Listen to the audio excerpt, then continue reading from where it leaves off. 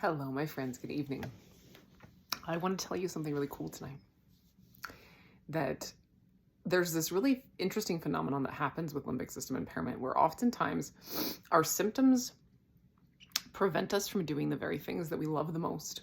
Specifically, you'll have symptoms that are specifically limiting towards the things that are closest to your heart. This isn't everybody, so if this doesn't resonate, then go your merry way. But a lot of us, this is the case, that whatever it is that we did growing up for fun, or that our life might have even been about before we started this journey, the thing we found the most joy in consistently, not always, but a lot of times, our symptoms directly prevent us from doing that. So for me personally, I had an exercise disorder. I love movement in a way I cannot put into words. And that was not available to me when I started this journey, we'll say. I've seen this with spirituality. I've seen this with the use of the intellect, reading, being intelligent, just overall finding your joy in being really good at something, or finding it in being able to do something, or kind of having your pride and joy be some aspect of yourself that limbic system impairment makes impossible to access. And it's funny because in this journey, we need to find joy. And this is a common thing I see with people who are like, well, I can't because, I can't do the thing I love or the things I love. And there's a really beautiful and deep invitation here to expand upon yourself, to realize that you have the ability to find joy in so many things that you've just never considered before.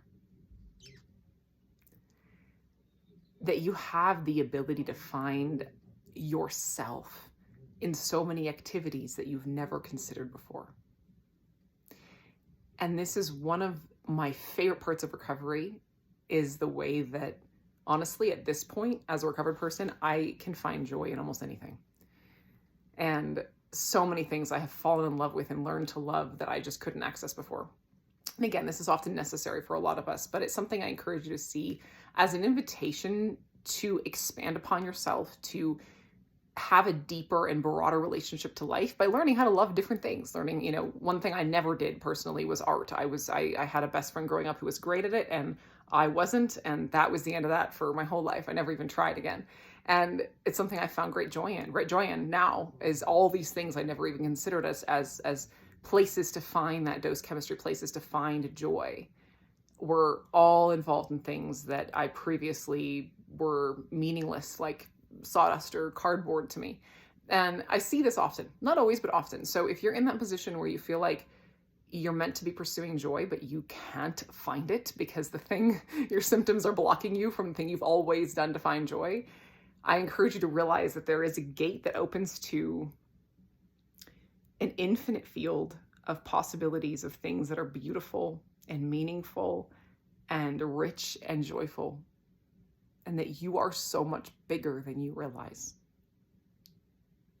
So I encourage you to open that gate and be determined to find a way to find delight in something new. Love you guys.